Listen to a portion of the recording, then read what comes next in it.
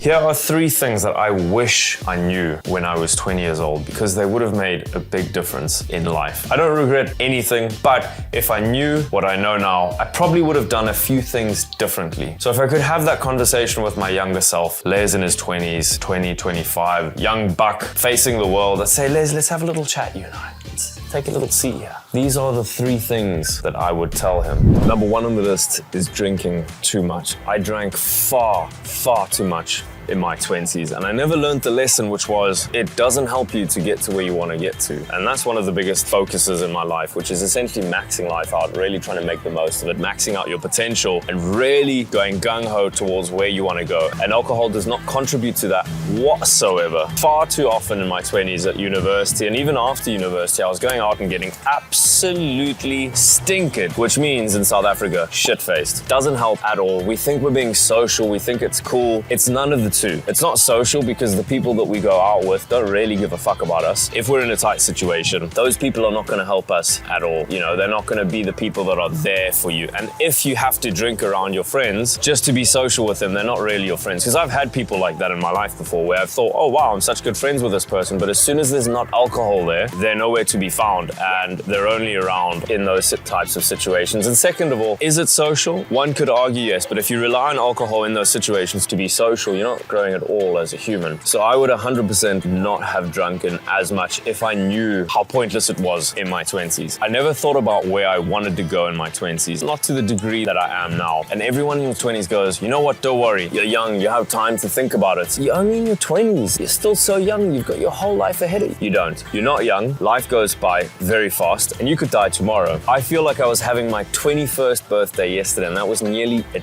decade ago, which is crazy. You are an adult in your 20s. There's absolutely no excuse essentially to be going out and getting absolutely shit-faced most weekends, because it just gets in the way of where you want to get to. So that's one of the main things that I would definitely change if I could relive my 20s, is I would cut down the amount of alcohol massively, because it drained my very small bank account at the time, essentially making it more anorexic. For the last few months, I haven't been drinking at all, nothing. And I felt so good. Waking up in the morning fresh, having a clear mind when I'm doing work, being more goal-oriented, being more focused, being more driven. And I have absolutely no desire to want to drink at all. It's definitely a habit that we build. The less we do it, the less we desire it. Last year, when I was drinking, not a lot, but just a few drinks here or there, I would always think, towards the weekend, it would be nice to go out and have a few drinks. Not to get drunk or anything, but just to have a few drinks. And I would get those urges towards the weekend, and I have them occasionally. Now, I have absolutely nothing. I have no urges for that whatsoever, and I've never felt better, never felt more strong and clear-headed. So that's number 1. Second mindset that I wish I knew when I was in my 20s was the fact that when you start something and you don't carry on, what ends up happening is that you think that when you start again, maybe in a week, a month, or a year, you're going to start from where you left off. But that's not actually the case. And the reason for this is because you've killed the momentum that you had up until that point, and your skills degenerate. So when you stop that thing and you leave it for a while and you come back to it, you have to start from a regressed position, make progress to where you left off, and then only then can you progress. So it's much better to just not stop in the first place. And that was one of the things I fell victim to all the time. I just wasn't consistent at all. And I can think of one area in particular being fitness, right? I'd go to the gym, I'd make really good progress, and then I'd stop and I'd regress. Then I'd start again. It was just a continuous ebb and flow of progress, regress. So I wouldn't recommend that at all. We've all seen that meme of the person where he's digging in a tunnel. He's digging, and right before he gets to the gold or the diamonds or whatever the meme is, we'll put it up on the screen now, he stops. And I feel like all too often in life we do that, which is we choose the thing that we want to go after. We put a lot of effort into that thing. We make progress,